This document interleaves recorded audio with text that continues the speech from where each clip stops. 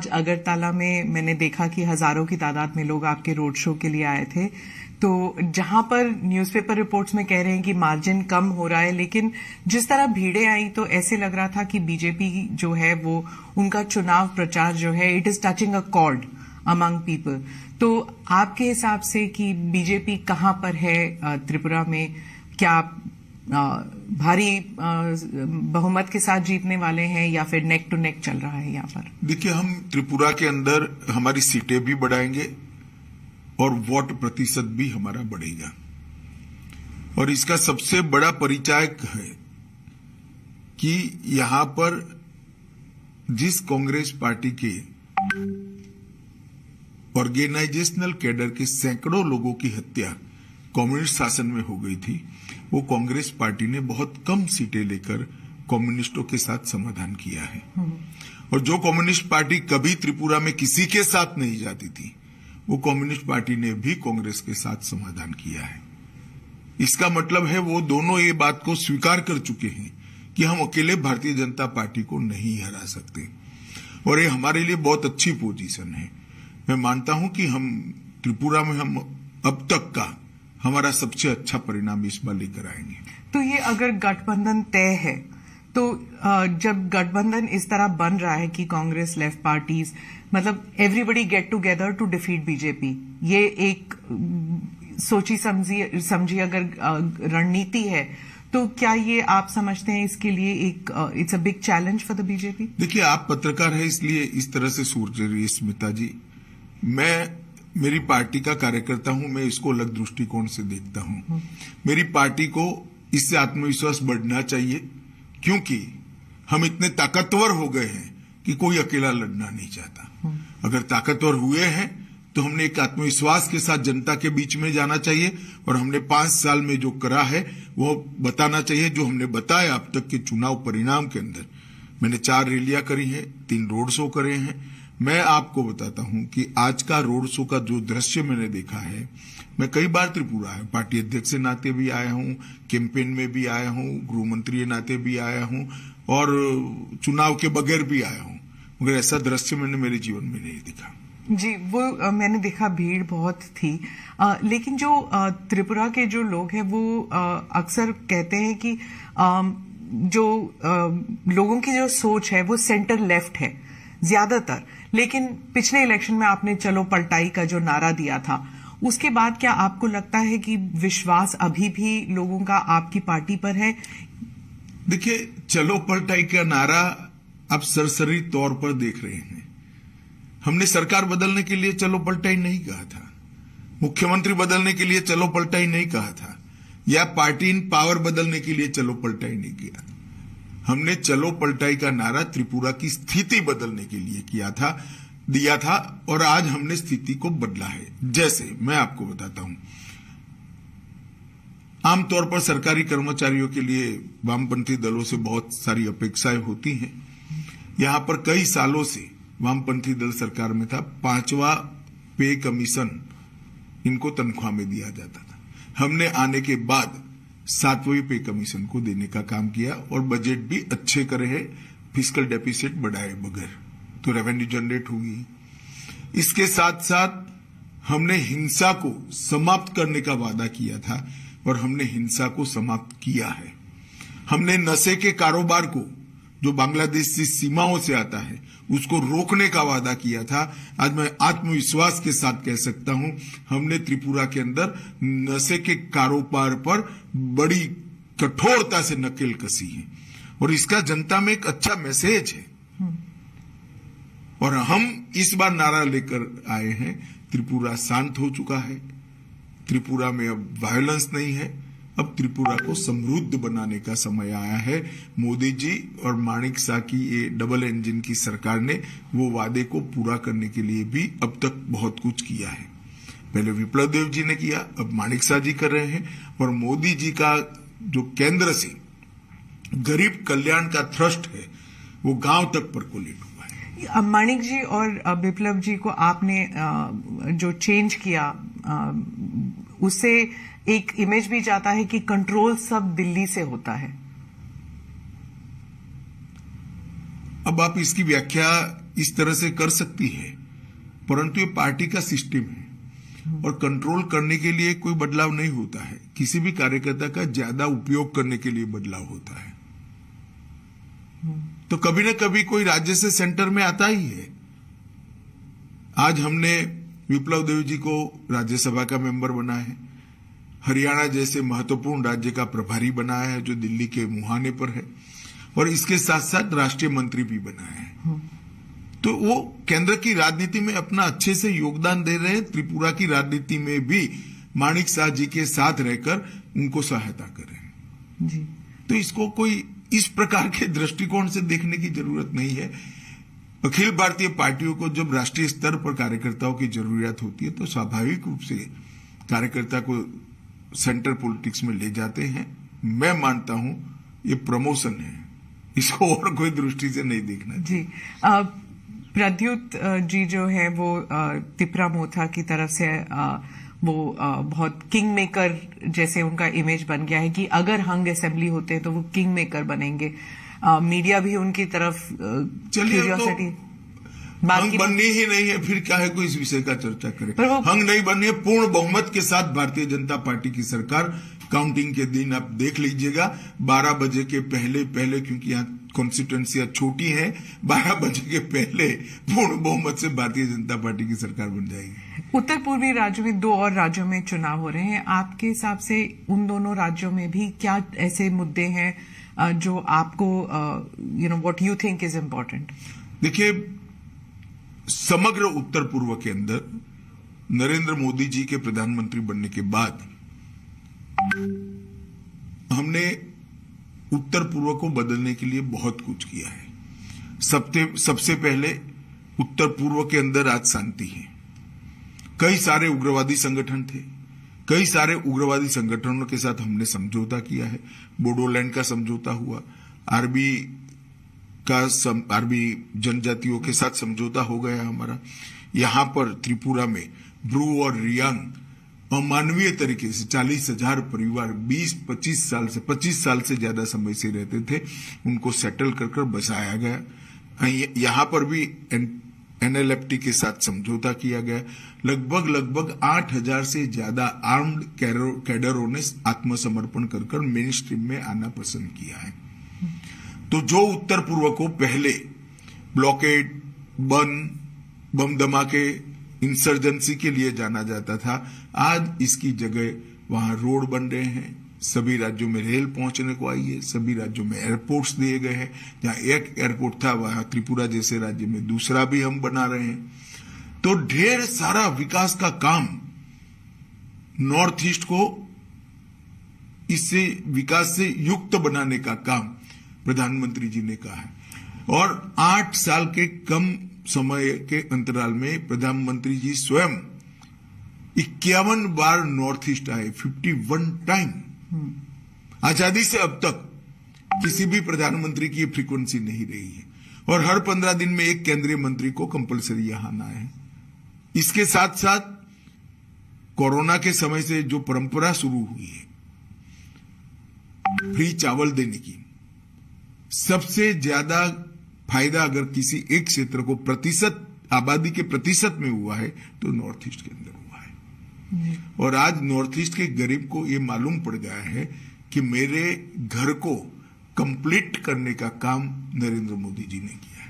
Identity politics बहुत बड़ी चीज होती है उत्तर पूर्वी राज्यों में। मतलब उनकी जो आइडेंटिटी है वो अगर मिट ना जाए, उसको प्रिजर्व करके रखना, स्पेशली ट्राइबल एरियाज में, ये बहुत एक सेंसिटिव मसला है। तो मेघालय और नागालैंड में चुनाव होने वाले हैं, वहां पर ये इशू उठ रहा है। नहीं, मगर उनको अब तो 9 साल में परिचय हो गया है। मीडिया जो हमारे लिए अफवाहें फैलाता था कि हम आएंगे तो आपकी आइडेंटिटी चली जाएगी, आपकी भाषाएं चली जाएगी, उल्टा मोदी जी के आने के बाद लोकल लैंग्वेजेस और स्ट्रेंथी हो गई और मजबूत हो गई। अब प्राथमिक शिक्षा स्थानीय भाषाओं में होने लगी है। और इतना ही नहीं, कई सारी बोलियां जैसे मणिपुरी है, जैसे यहाँ की बोली है, त्रिपुरा की, कई सारी बोलियों में भी शिक्षा का प्रचार प्रसार बढ़ने लगा है। बोडोलैंड में भी उनकी भाषा में प्राथमिक शिक्षा होने लगी है। तो उनकी आइडेंटिटी को और मुखर कर मजबूत करने का काम भारतीय जनता पार्टी की सरकार ने किया। एक भी राष्ट्रीय पर्व ऐसा नहीं है जिसमें नॉर्थ ईस्ट के कलाकारों ने दिल्ली के प्लेटफॉर्म पर परफॉर्म नहीं किया है। उनके लिए देश भर के अंदर स्वीकृति बढ़ी है। नरेंद्र मोदी जी के लिए कई पत्रकार एनालिसिस करते करते आर्टिकल लिखते हैं तो मैं पढ़ता हूं कि भाई नरेंद्र भाई ने रोड कनेक्टिविटी बढ़ा दी, नरेंद्र भाई ने एयर कनेक्टिविटी बढ़ा दी, नरेंद्र भाई ने रेलवे से उत्तर पूर्व को जोड़ दिया। ये तो किया ही है प्रधानमंत्री जी ने, मगर प्रधानमंत्री जी ने सबसे बड़ा काम अगर किया है तो उत्तर पूर्व और बाकी के भारत के हिस्सों के बीच में जो मन की दूरी थी उसको समाप्त कर दिया है। आज उत्तर पूर्व के लोगों को मन से लगता है कि भारत के बाकी हिस्सों में हमारा सम्मान है, यहां भारत के लोगों का सम्मान होना चाहिए। नागालैंड में भी ईस्टर्न नागालैंड में कुछ लोगों ने उकसाकर इलेक्शन का बहिष्कार करने का ऐलान करवाया था। अभी एएनपीओ ने विड्रॉ कर लिया। उन्होंने कहा हमें मोदी जी पर भरोसा है। तो यही बताता है कि अब ये चीजें नहीं चलने वाली। तो वो जो अकॉर्ड है उसका अभी तक वो सुलझ नहीं पाया अभी तक। देखिए सुलझ नहीं पाया है। अकॉर्ड किस चीज के लिए होते हैं? अकॉर्ड हिंसा बंद करने के लिए होते। हिंसा तो बंद ही हो गई है, सीज फायर है ये, और इस पर डिस्कशन चल रहा है। जब उत्तर पूर्वी राज्यों में जब इलेक्शन होते हैं हमेशा जो ये बातें चलती हैं कि सीएए एनआरसी को लेके, लेकिन इस बार ये 3 राज्यों में चुनाव होने वाले हैं इस महीने और सीएए एनआरसी की बात ही नहीं उठ रही। आप भी नहीं उठा रहे और ऑपोजिशन भी नहीं उठा रही। नहीं, हमारा उठाने का सवाल ही नहीं है, क्योंकि यहाँ पर शेड्यूल 6 और इनर लाइन परमिट से प्रोटेक्टेड लगभग 80% से ज्यादा हिस्सा है, इसलिए इससे प्रभावित ही नहीं होता है।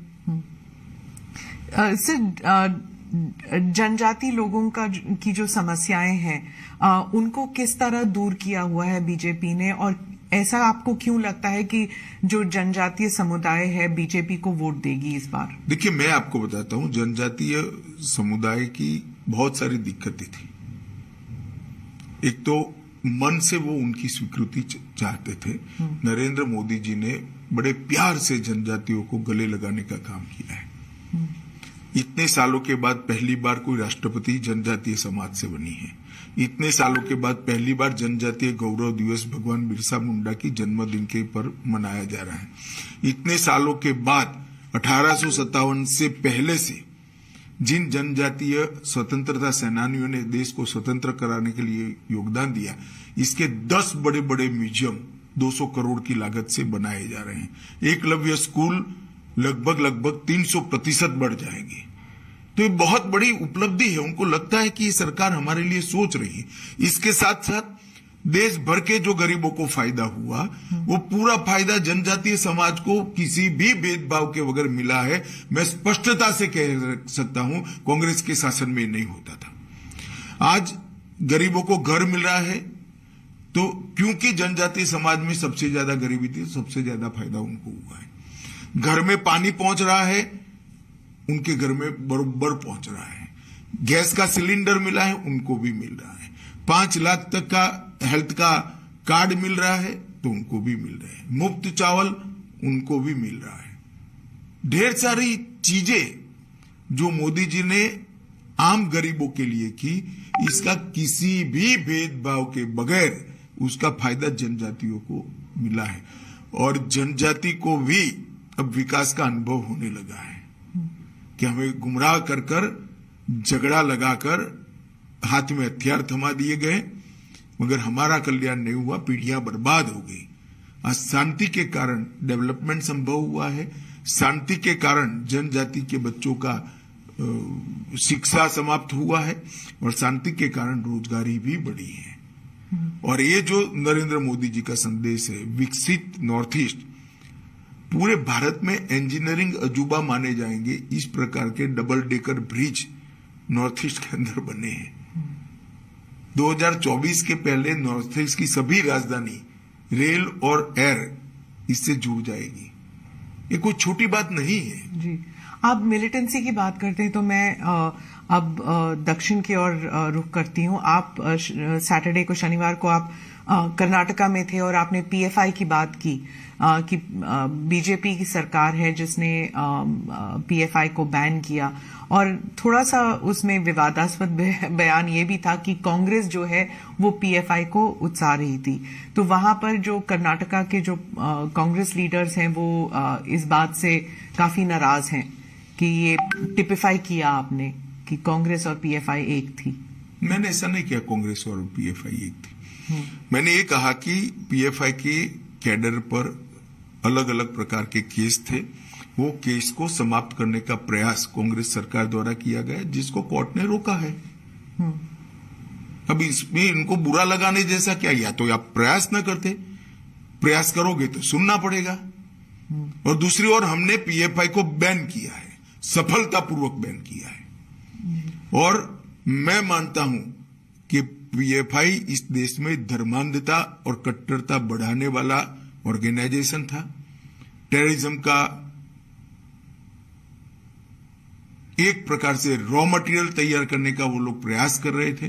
कई ऐसे डॉक्यूमेंट मिले हैं जो बताते हैं कि इनकी गतिविधियां देश की एकता और अखंडता के लिए अच्छी नहीं थी। तो हमने वोट बैंक की पॉलिटिक्स से ऊपर उठकर इस पर कठोरतापूर्वक बैन लगाने का फैसला किया है। पर इतने साल क्यों लग गए? मतलब सब जानते थे, खासकर कर्नाटका में सब जानते थे कि पीएफआई जो है वो टेररिज्म के साथ थी। देखिए, एक समय था जब पीएफआई दक्षिण कर्नाटक और केरल का प्रॉब्लम था।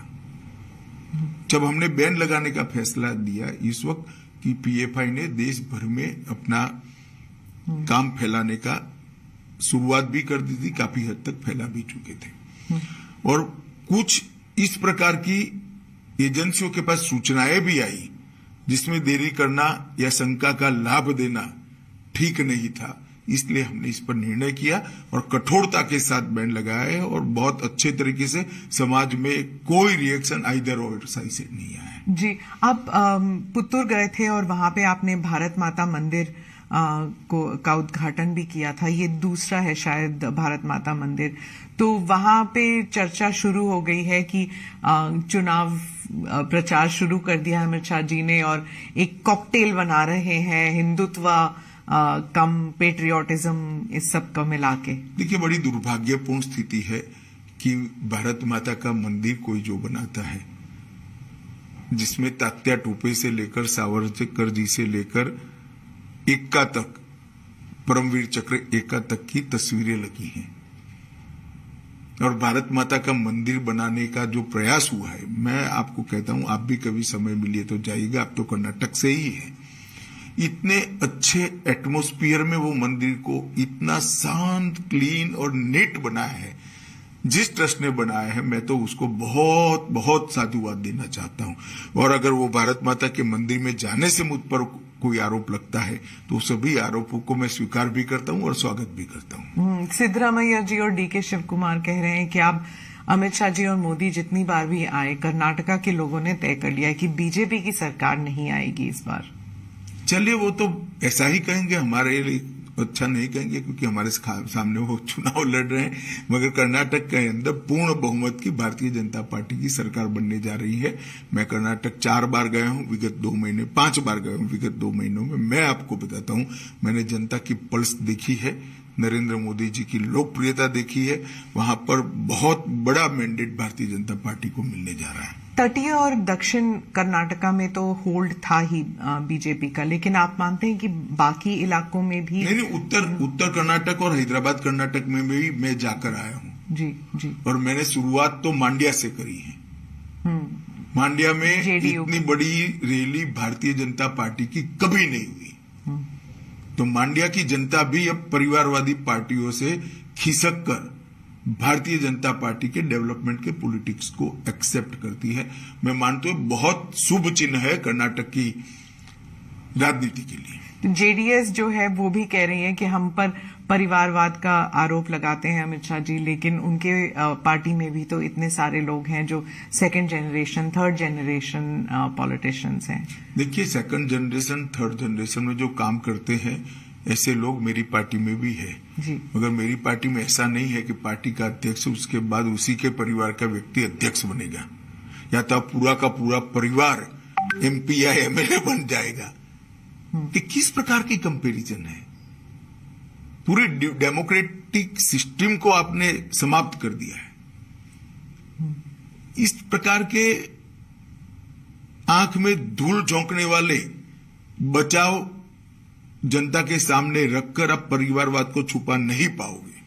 आपने कश्मीर के बारे में भी ये कहा था जब आर्टिकल 370 पे जब हमने इंटरव्यू किया था, तब उस वक्त भी आपने कहा था कि परिवारवाद जो है वो खत्म हो जाएगा, अब कश्मीर में नए नेता उभरेंगे। लेकिन अभी भी वहां पे अभी चुनाव ही कहां हुआ है? पर तैयारियां तो शुरू हो गई हैं। तो तैयारी तो करने का सबको अधिकार है। जनता का मैंडेट देखिएगा। अब ये जो पंच सरपंच चुनकर आए हैं, इसमें से ही नया नेतृत्व इमर्ज होगा, वहीं से कश्मीर के नेता निकलेंगे। सर, जहां पर आप ऑपोजिशन की पार्टीज पर परिवारवाद का आरोप लगाते हैं, वहीं कांग्रेस जो है अब आप पर, आपकी पार्टी पर, आप पर नहीं, आपकी पार्टी पर मित्रता का आरोप लगा रही है कि मित्र, बीजेपी के जो मित्र हैं, अडानी जी के बारे में कहा जाता है कि उनको सभी कॉन्ट्रैक्ट्स मिल रहे हैं और बीजेपी जो है उनका जो डिफेंस है वो इतना नहीं है, इतना स्ट्रांग नहीं है। अभी सुप्रीम कोर्ट ने केस का संज्ञान लिया है।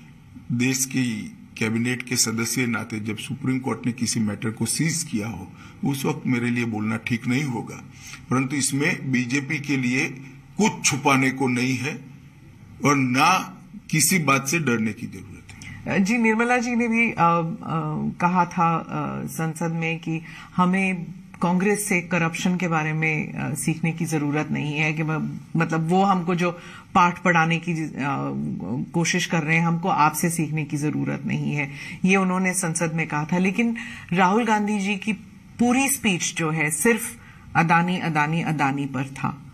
अब वो तो उनको क्या स्पीच देनी, उनको सोचना चाहिए। इनकी जो स्क्रिप्ट लिखते हैं इन लोगों को सोचना चाहिए।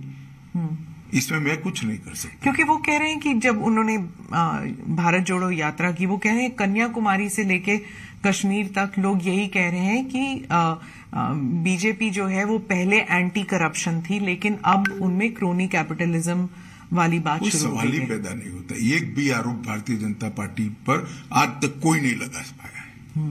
उनके जमाने में उन्हीं की एजेंसियों ने, चाहे कैग हो चाहे CBI हो, उन्होंने करप्शन का संज्ञान लेकर केस रजिस्टर किए थे। 12 लाख करोड़ के करप्शन के घोटाले किए थे। जो इदारे हैं, जो सिस्टम है, उनके बारे में भी कहा जाता है कि कांग्रेस कहती है कि बीजेपी ने सारे सिस्टम्स को अपने कब्जे में ले लिया, इसलिए कोई इंक्वायरी नहीं होगी, कोई इन्वेस्टिगेशन नहीं हो सकती। कोर्ट में जाए ना, कोर्ट में नहीं जाते हैं। मैंने तो पेगासिस में भी कहा था आपके पास प्रूफ है तो आप कोर्ट में चले जाइए, ना गए। वो सिर्फ शोर शराबा करना चाहते हैं। कोर्ट तो हमारे कब्जे में नहीं है। जो लोग गए, पेगासिस का संज्ञान भी लिया था, कोर्ट ने जजमेंट भी दे दिया, कुछ जांच भी कर ली। बीजेपी के स्पोक्स पर्सन कह रहे हैं कि हर इलेक्शन से पहले ऐसे एक इंटरनेशनल कंस्पिरेसी होता है। पहले रफाल था। देखिए स्मिता जी, मैं बीजेपी के स्पोक्स पर्सन को इसका जवाब देने दीजिए। मैं आपको बताता हूं, सुप्रीम कोर्ट ने इसका संज्ञान लिया है। इस बारे में मैं कम से कम अभी बात करना नहीं चाहूंगा। क्या कोई कंस्पिरेसी है सर, जैसे BBC का डॉक्यूमेंट्री हो या फिर ये हिंडनबर्ग का रिपोर्ट हो, क्या आप भी ऐसे देखते हैं कि कोई? देखिए, सत्य जो होता है इस पर 1000 कॉन्स्पिरेसी कर लो, कुछ नहीं होता है। वो करोड़ों सूर्य की भांति तेजस्वी बनकर ही बाहर आता है। ये तो मोदी जी के पीछे 2002 से कर रहे हैं और हर बार मोदी जी मजबूत होकर, सच्चे बनकर और जनता की ज्यादा लोकप्रियता हासिल कर बाहर आए हैं। जी, उन्होंने, प्रधानमंत्री ने स्पीच में भी यही कहा था कि कीचड़ जो है, कमल जो है कीचड़ में ही उगता है, तो जितना मर्जी कीचड़ उन पर फेंका जाए, पार्टी और वो उभर कर आएंगे। लेकिन उनको सुनने के लिए कोई तैयार नहीं था। पार्लियामेंट का डिस्कोर्स इतना खराब हो चुका है, शोर शराबे के बीच प्रधानमंत्री का पूरा देश सुनता है। जो सांसद को तय करते हैं ना, वो जनता पूरी सुनती है। अब सोशल मीडिया प्लेटफॉर्म पर चली जाइए और मोदी जी के भाषण के पर कमेंट्स पढ़िए, पूरी जनता सुनती है। अब पॉलिटिकल स्टैंड लेकर कुछ पार्टियां नहीं सुनना चाहती है, वो भी जनता देख रही है। पर उनके जो वो कहते हैं कि जो हम तो अब पार्लियामेंट में, संसद में बोल भी नहीं सकते क्योंकि हमारे शब्द भी एक्सपंज किए जाते हैं। नहीं, पहली बार एक्सपंज नहीं हो रहे जी। पार्लियामेंट की प्रोसीडिंग्स एक्सपंज शब्दों और वाक्यों से भरा पड़ा है। पार्लियामेंट के रूल्स के हिसाब से बहस का स्थान है, और जब रूल्स के हिसाब से बहस करनी है तो पार्लियामेंट्री लैंग्वेज में करनी पड़ती है। आपने भी कहा था जब अधीर रंजन जी ने पप्पू शब्द का इस्तेमाल किया तो आपने कहा कि किसी भी सांसद जी के लिए ऐसे शब्द इस्तेमाल नहीं करने चाहिए। आपने भी कहा, उस वक्त सब हंस पड़े क्योंकि वो शब्द जो है इतना अजीब लगा कि संसद में कोई वो शब्द कह रहा है।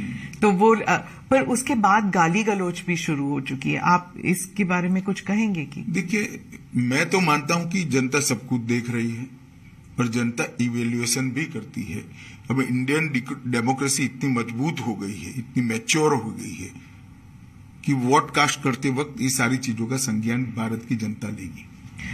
पर संसद होने के नाते, एक सांसद होने के नाते, क्या आपको नहीं लगता कि सभी पार्टियों को मिल बैठकर कुछ करना चाहिए? क्योंकि लोग तंग आ चुके हैं ये सब देखकर, मतलब इट्स डिस्गस्टिंग। देखिए, हमें कोई परहेज नहीं है किसी के साथ बैठने के लिए, परंतु इनिशिएटिव तो सबने लेना पड़ेगा। जी। मैं अब जो राज्यों में चुनाव होने वाले हैं, 8 कुछ राज्यों में चुनाव होने वाले हैं, बहुत से लोग कहते हैं कि ये बार बार जो चुनाव होते हैं, मतलब अब 12 महीने में 8 राज्यों में अगर चुनाव होंगे तो एडमिनिस्ट्रेशन, रनिंग द कंट्री, ये सब बैकसीट ले जाए, सिर्फ इलेक्शन कैंपेन ही चलता रहता है।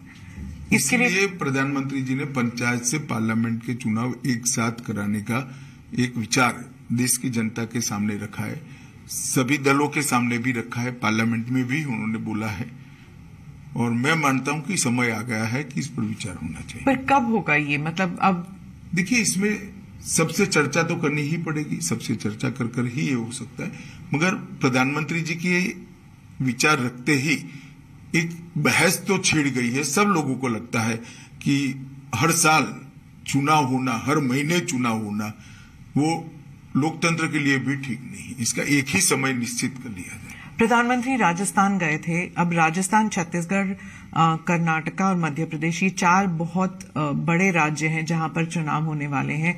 आप थोड़ा सा ब्रेक डाउन करके हमें बता सकते हैं कि राजस्थान में क्या आप देख रहे हैं एक चेंज, जैसे आपने पलट का कहा था? नहीं, मैं तो मानता हूं कि ये चारों राज्य, राजस्थान, कर्नाटक, राजस्थान, छत्तीसगढ़ और मध्य प्रदेश भारतीय जनता पार्टी के मजबूत राज्य हैं। हम चारों जगह पे जीतेंगे। राजस्थान में ऑल्टरनेट चलता है, मुख्यमंत्री को लेकर हमेशा बहस होती कि कौन बनेगा। ऐसा हमेशा नहीं होता है। नॉर्थ ईस्ट में भी ऑल्टरनेट कहते थे, कुछ नहीं हुआ। हम नॉर्थ ईस्ट के मणिपुर में भी फिर से रिपीट हो गए, असम में भी हो गए, तो अरुणाचल में भी हो गए, अब त्रिपुरा में भी हो जाएंगे। मध्य प्रदेश में आप नहीं समझते कि इतनी देर से बीजेपी की सरकार चल रही है, जो कांग्रेस है वो कहते हैं कि लोग ऊब चुके हैं, बोर हो चुके हैं एक ही पार्टी। गुजरात में भी बहुत सालों से चल रही है।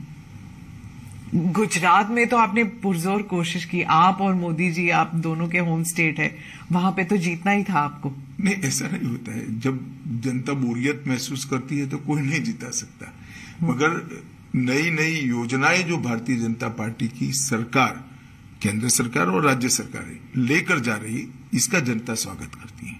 मोदी जी की लोकप्रियता का जनता स्वागत करती है, और मोदी जी ने देश को जिस जगह से जिस जगह पे पहुंचाया है उसका जनता स्वागत करती है। वो अप्रिशिएट करते हैं कि इस देश को पूरी दुनिया में सम्मान दिलाने का काम नरेंद्र मोदी जी ने किया है। हमारे देश को सुरक्षित करने का काम नरेंद्र मोदी जी ने किया है। हमारे देश के अर्थतंत्र को 11वें नंबर से 5वें नंबर पर पहुंचाने का काम किया है, और देश के सामने $5 ट्रिलियन अमेरिकी डॉलर की इकोनॉमी का लक्ष्य रखा है। इसके साथ साथ 60 करोड़ लोग जो आजादी के बाद छला हुआ महसूस करते थे कि संविधान ने हमें कुछ नहीं दिया, वो 60 करोड़ लोगों के जीवन स्तर को उठाने के लिए एक बहुत पवित्रता के साथ सफल प्रयोग कर उनके जीवन स्तर को उठाया गया है। G20 जो चलने वाला है पूरे कंट्री में, you have so many events, इसके बारे में ये भी कहा जाता है कि जहां पर भारत को एक शोकेसिंग हो रही है, भारत के राज्यों की शोकेसिंग हो रही है, वहीं इसको एक इलेक्शन के तौर पर भी इस्तेमाल किया जाएगा, इलेक्शन प्रोपेगेंडा या इलेक्शन कैंपेन के तौर पर, क्योंकि मोदी जी की छवि को लेकर सब जगह बात होगी और वर्ल्ड लीडर्स जो हैं वो मोदी जी के साथ आएंगे, तो it will be use for domestic purpose also. नहीं तो क्यों ना हो। अगर मोदी जी के समय में ही G20 का नेतृत्व तो भारत को मिला है और यशस्वी तरीके से अगर G20 की पूरी समिट सफलता से समाप्त होती है तो मोदी जी को यश मिलना ही चाहिए। क्यों ना मिले? किसको मिले? तो अपोजिशन को मिले, स्वाभाविक रूप से प्रधानमंत्री जी को मिलेगा। और जिस प्रकार से उन्होंने आयोजन किया है, पूरी दुनिया आश्चर्यजनक तरीके से देख रही है। किसी भी देश में G20 की सीरीज ऑफ मीटिंग्स को 4 या 5 शहर के बाहर नहीं ले जा पाए। हमने हर राज्य को मौका दिया है। इतने बड़े देश में कोई राज्य और कोई केंद्र शासित प्रदेश छूटा नहीं है। ये बहुत बड़ी उपलब्धि है और कितनी तैयारी करनी पड़ती है इसके लिए। और आज समग्र भारत की विविधता का, अलग अलग हमारी संस्कृतियों का, अलग अलग खान पान, अलग अलग वेशभूषा, अलग अलग प्रकार की भाषाओं का मैसेज लेकर पूरी दुनिया वापिस जाएगी। बीजेपी के बारे में कहा जाता है हर चीज जो है वो गाजे बाजे के साथ किया जाता है, G20 भी वैसे ही किया जा रहा है। कंटेंट अगर हो या ना हो, लेकिन उसको प्रोजेक्शन, उसकी मार्केटिंग बहुत अच्छी तरह होनी चाहिए। देखिए, मार्केटिंग का बेसिक सिद्धांत है, प्रोडक्ट अच्छी हो तो ही लॉन्ग टर्म में मार्केटिंग सफल होती है। ये आपने वही गुजराती वाली बात कही। बेसिक सिद्धांत है। और अगर प्रोडक्ट अच्छी है तो उसको गाजे बाजे के साथ मार्केट करना ही चाहिए। तो प्रधानमंत्री जी का जो काम है वो क्यों भारतीय जनता पार्टी का कार्यकर्ता गौरव के साथ देश और दुनिया के सामने न रखे? 75 साल के अंदर भारत को इतनी तेजी से आगे बढ़ाने के लिए जो प्रयास हुए, सिर्फ प्रयास नहीं, सफलता भी मिली है, उसको गौरव के सामने देश और दुनिया, गौरव के साथ देश और दुनिया के सामने रखना चाहिए। और मैं मानता हूं ये प्रधानमंत्री जी का सिर्फ गौरव नहीं हो रहा है, पूरे भारत का हो रहा है। ये भी कहा जाता है कि बीजेपी जो है वो जम्मू कश्मीर को लेकर कहा जा रहा था कि बीजेपी जो है वो इट इज राइटिंग अ री इमेजिन्ड हिस्ट्री। मतलब करंट जो है वो तो चल ही रहा है, लेकिन हिस्ट्री को भी रीराइट कर रहा है। कश्मीर को लेकर कहा जाता था और it's said about the rest of the country also कि आप जो हैं वो you are talking about a past which you want to erase a certain past, कि मुगलों को इरेज कर देते हैं, जो नेहरू जी का कंट्रीब्यूशन है उसे इरेज किया जा रहा है। 370 के रेफरेंस में कहती है, सिर्फ 370 नहीं तो नेहरू जी के कारण 370 ही आया। तो हमारा तो एजेंडा है 1950 से डाला, तब से है कि नहीं होना चाहिए था, इससे देश का नुकसान हुआ है और अभी सिद्ध भी हो रहा है। जिस तरह से जम्मू कश्मीर के अंदर डेवलपमेंट हो रहा है, जम्मू कश्मीर में जिस तरह से आतंकवाद धीरे धीरे धीरे समाप्त हो रहा है, सारे आंकड़े आप देखिए, ढेर सारा परिवर्तन जम्मू कश्मीर में हो ही रहा है। और बाकी राज्यों में जो हो रहा है वहां पर भी आप जैसे कह रहे हैं कि रीनेमिंग ऑफ सिटीज, आपने लखनऊ को रीनेम करना है, हर चीज, मतलब जो मुगलों का जो कंट्रीब्यूशन है उसे हटा दीजिए, नेहरू परिवार का जो कंट्रीब्यूशन है उन्हें कंट्रीब्यूशन कोई नहीं हटाना चाहिए, ना हम भी हटाना चाहते हैं, परंतु इस देश की परंपरा को अगर कोई स्थापित करना चाहते हैं तो इसमें किसी की आपत्ति नहीं है। और जो रीनेमिंग ऑफ सिटीज की बात चल रही है, देखिए, एक भी शहर ऐसा नहीं है जिसका पुराना नाम न हो और बदला है। इसको हमने बहुत सोच समझकर हमारी सरकारों ने फैसले लिए हैं और हर सरकार का विधायी अधिकार है। जी, 2024 को लेकर आप समझते हैं क्या आप ऑलरेडी एक एजेंडा लेकर चल रहे हैं कि 2024 के इलेक्शन के लिए क्या मुद्दा होगा बीजेपी के लिए, क्या मैसेजिंग होगा? देश का विकास, सुरक्षित देश से अर्थतंत्र को विश्व में सबसे तेज गति से बढ़ने वाला अर्थतंत्र बनाना, भारत का गौरव समग्र विश्व के अंदर पहुंचाने का प्रयास और सफलतापूर्वक इसकी स्वीकृति आई है, और देश के 60 करोड़ गरीब लोगों के जीवन स्तर को उठाने का 8 साल के अल्पकाल के अंदर जो प्रयास किया और हम उठाने में सफल भी हुए हैं। और ढेर सारी सिद्धियां, रेलवे में आमूलचूल परिवर्तन हो रहा है, अंतरिक्ष के क्षेत्र में नई नीति बनकर आज हम अंतरिक्ष के क्षेत्र में भी लीडर बनने के लिए तैयारी कर रहे हैं, ड्रोन की पॉलिसी बनकर ड्रोन के क्षेत्र में भी हम आगे बढ़ रहे हैं, खदानों के क्षेत्र में भी बहुत सारी पॉलिसी हमने तय की है, इंडस्ट्रियल डेवलपमेंट के लिए मेक इन इंडिया को सफल बनाने के लिए, भारत समग्र विश्व में उत्पादन का हब बने, इसके लिए ढेर सारी नीतियां बनाकर इनमें सफलतापूर्वक प्रयास किया है। भारत की डिफेंस के क्षेत्र में विदेश पर की निर्भरता को 30% ये 8 साल के अंदर कम करना मैं मानता हूं बहुत बड़ी सिद्धि है। वामपंथी उग्रवाद लगभग समाप्ति के आरे पर है। जम्मू कश्मीर के अंदर आतंकवाद पर पूर्णतया हमारी एजेंसियों का कंट्रोल है, वर्चस्व है। नॉर्थ ईस्ट के अंदर पूरा एक प्रकार से जो उग्रवादी ग्रुप थे, इसके अंदर बहुत सारा समाधान कर हमने धीरे कर 8,000 से ज्यादा उग्रवादी ग्रुपों के लोगों को मेन स्ट्रीम में लाने में सफलता हुई। नॉर्थ ईस्ट पहली बार विकास का अनुभव कर रहा है। मैं तो अभी त्रिपुरा में घूम रहा हूं, आज भी एक मैं बहुत गरीब घर के अंदर भोजन करने के लिए गया था, उसने उसका टॉयलेट भी बताया, गैस का सिलेंडर भी बताया, घर में बिजली भी बताई और नल से आता हुआ पानी भी बताया और आयुष्मान भारत का कार्ड भी बताया। ये लाभार्थी स्कीम तो एक गरीब के घर में पहुंचा है सारा। और बाहरी धान का बड़ा प्लास्टिक का बोरा भरा पड़ा था। मेरे को माई क्या करोगी, धान को धीरे धीरे यूज करोगी कि ना, अब तो फ्री चावल मिलता है, इसको हम बेच लेंगे। सरकार धान खरीदती भी है, भाजपा की सरकार, इसको हम बेच देंगे और हमारा खाने का अनाज तो चावल तो मोदी जी भेज रहे हैं। उससे फिर तेल और सब्जियां खरीदेंगे, इससे तेल सब्जियां बाकी जीवन जरूरियात की चीजें उसके जीवन को वो अपग्रेड करेंगे। इसके घर में लगभग मैंने ऐसा पूछा नहीं, पर प्लास्टर वाले घर की चमक थी, अभी कलर भी नहीं लगा था, घर में प्लास्टर हो चुका है, इसको गौरव था।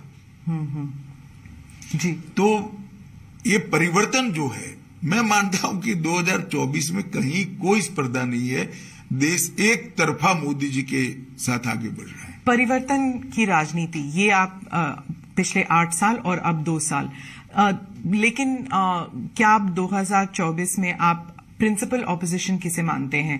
Congress led by Rahul Gandhi? ये तो देश की जनता ने तय करना है। अभी तो किसी को प्रिंसिपल ऑपोजिशन का लेबल जनता ने लोकसभा में नहीं दिया है।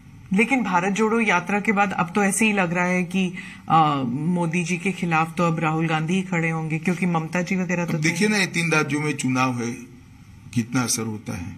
राहुल गांधी तो आए नहीं कैंपेन करने के लिए, त्रिपुरा तो आए नहीं। वो आना ना आना उनकी फुर्सत का सवाल है, परंतु परिणाम तो आना चाहिए ना। देखिए ना क्या आता है अभी काउंटिंग के दिन। लेकिन कांग्रेस 3 राज्यों में है, नागालैंड, मेघालय और त्रिपुरा, तीनों पुराने कांग्रेस के राज्य हैं। जी, कितनी मजबूती मिलती है देखते हैं परिणाम में। पर वो अब गठबंधन के साथ अभी गठबंधन में भी तो मिलेगी, सीट शेयरिंग किया उन्होंने। हाँ। लेकिन कांग्रेस पार्टी कहती है कि राहुल गांधी के भारत जोड़ो यात्रा से बीजेपी काफी रैटल हो गई है, डर गई है कि राहुल गांधी का इमेज चेंज हो गया है। चलिए, वो उनका एक विचार है। मैं नहीं मानता कि इस प्रकार की बातों को देश की जनता सही मानती है। जब आप होम मिनिस्टर बने थे, आपका क्या गोल था और आप उसको अचीव करने में किस हद तक कामयाब रहे हैं? इस प्रकार से सिमट कर कहना मेरे लिए बहुत कठिन होगा, परंतु मैं इतना निश्चित मानता हूं कि मोदी जी के नेतृत्व में भाजपा सरकार ने जो नीतियां बनाई है, वो नीतियों ने भारत को विश्व के फलक पर पहुंचाने का काम किया है। भारत के अंदर ढेर सारे सकारात्मक परिवर्तन हुए हैं।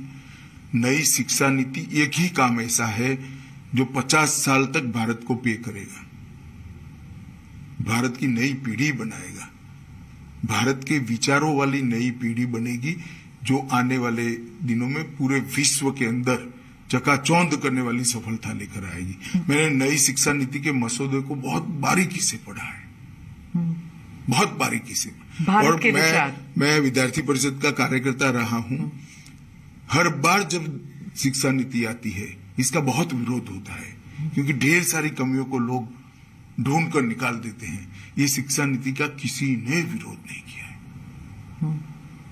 क्या पढ़ा ही नहीं होगा? नहीं, ऐसा नहीं होता। शिक्षाविद तो पढ़ते ही है और बेबाकी से अपने विचार भी रखते हैं जी, परंतु इम्प्लीमेंटेशन की शुरुआत भी हो रही और सार्वत्रिक इसका स्वागत हो रहा है जी। मैं तो कई जगह इसके सेमिनार में भी गया हूँ।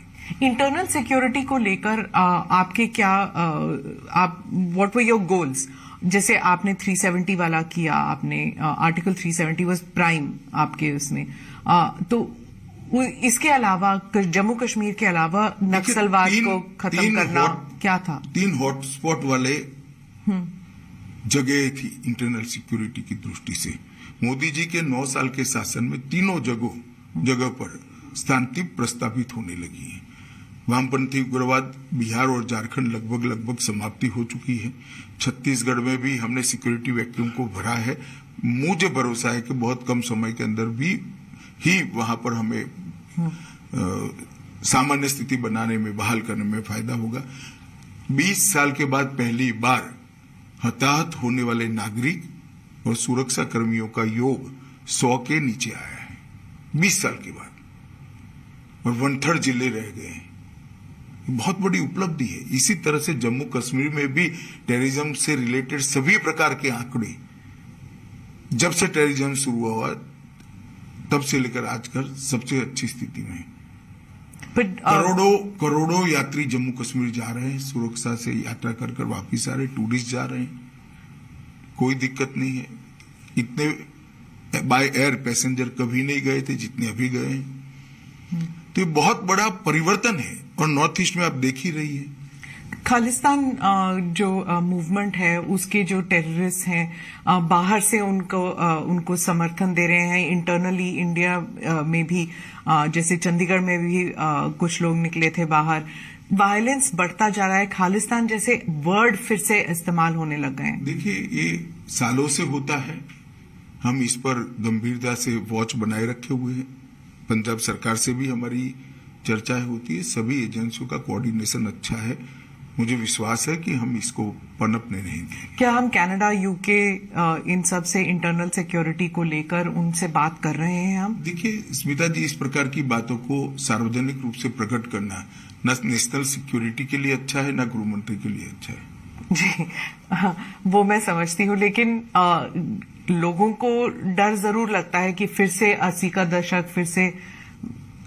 हमारी क्रेडिबिलिटी है, किसी को डरने की जरूरत नहीं। जी, आप राउंड अप अगर हम करें कि इंटरनल सिक्योरिटी के मामले में हम लोग जब आपकी सरकार आई 2014 से और अब तक सबसे एक खास उपलब्धि आप कौन सी मानेंगे? कहा ना, तीनों थिएटर के अंदर बहुत बड़ा बदलाव आया है जी। 8000 से ज्यादा इंसर्जेंसी ग्रुप के लोगों ने नॉर्थ ईस्ट अकेले में हथियार डाले हैं। ये आंकड़ा 22 साल के बाद 100 से कम हुआ है। जिले बहुत सारे मुक्त कर दिए गए। यहां से अब सफा 60% से ज्यादा क्षेत्र के अंदर उठा लिया गया है नॉर्थ ईस्ट में से। यही बताता है कि स्थिति अच्छी है। करोड़ों यात्री, टूरिस्ट और यात्री जम्मू कश्मीर का टूर कर दर्शन कर अमरनाथ का और वैष्णो देवी का सफलता से आनंद के साथ वापस। जम्मू कश्मीर में आपने कहा था कि स्टेटहुड वापस आएगा। आपने ये वादा किया था कि नहीं, मैंने बहुत स्पष्ट वादा किया था, एक चुनाव के बाद आएगा, और जम्मू कश्मीर के चुनाव। और जम्मू कश्मीर के चुनाव अभी आप नहीं कह सकते? नहीं, मैं नहीं कह सकता, मगर मतदाता सूची बनाने का काम अब लगभग समाप्ति पर है। फिर इलेक्शन कमीशन ने कॉल लेनी है। महबूबा मुफ्ती और उमर अब्दुल्ला कहते हैं कि पहले कभी ऐसे नहीं हुआ था कि कोई चुनाव नहीं हो रहे, इतने सालों साल चुनाव नहीं हो रहे, and there is a system of getting things done, लेकिन वो हो नहीं रहा है। ऑर्डिनरी सिटीजन्स के घरों पर बुलडोजर चलने लग गए हैं, आर्बिट्ररी हो रहा है। देखिए, अगर मनमाने तरीके से, गैरकानूनी तरीके से कुछ भी हो रहा है तो सब कोर्ट में जा सकते हैं। एक बात, जहां तक चुनाव का सवाल है, उनको कभी क्यों पंच, सरपंच, जिला पंचायत, तहसील पंचायत के चुनाव की याद नहीं आती है? वो हमारे ही शासन में हुए हैं। 70 साल से आप लोगों ने नहीं करे थे। 3 परिवार अपना कब्जा बनाकर जम्मू कश्मीर में बैठे थे, और आज ये सारे चिल्ला रहे हैं। एक भी जगह घटना होने के बाद में फारूक साहब कश्मीर से इंग्लैंड चले गए थे। किसके समय में टेररिज्म बढ़ा? किसने बढ़ने दिया? इसका जवाब उनको देना चाहिए। महबूबा जी तो कह रही हैं कि बीजेपी ने तो जम्मू कश्मीर में पैलेस्टाइन को छोड़िए अफगानिस्तान बना दिया है। चलिए, आप बहुत सीरियसली ले रही हैं उनको। लेना तो पड़ेगा ना सर, वो है जी, तो जी। वो, मगर वास्तविक स्थिति का आकलन कर सीरियसली लेना चाहिए। पर वो आजकल तो वही है। अभी तक तो कोई नेता उभरे नहीं है। अभी भी उमर अब्दुल्ला है, महबूबा है, फॉर्मर चीफ मिनिस्टर हैं। नहीं, वो तो है ही जी। एक बार बनने के बाद पूरा जीवन सभी लोग फॉर्मर रहना ही पड़ता है। जी, अच्छा, धन्यवाद अविशा जी, आपको all the best for the elections. अभी सालों से एक पूरा साल आपका चुनाव प्रचार में लग चुनाव जाएगा। और परिणाम आए तब देख लेना। मोदी जी के नेतृत्व में भारतीय जनता पार्टी बहुत यशस्वी होकर इस चुनाव में बाहर आएगी, और आगे वाले 23 में चुनाव जो आ रहे हैं, वहीं भी हमारे चारों राज्य अच्छे हैं, बहुत अच्छे से परफॉर्म करेंगे। मीडिया को अगर आप देखें तो वो तो कह रहे हैं कि नेक टू नेक चल रहा है त्रिपुरा में। चलिए, मुझे लगता है जो मैंने बताया, हर बार मीडिया हमारे साथ शुरुआत तो नेक टू नेक ही करता है। अच्छा, धन्यवाद। धन्यवाद।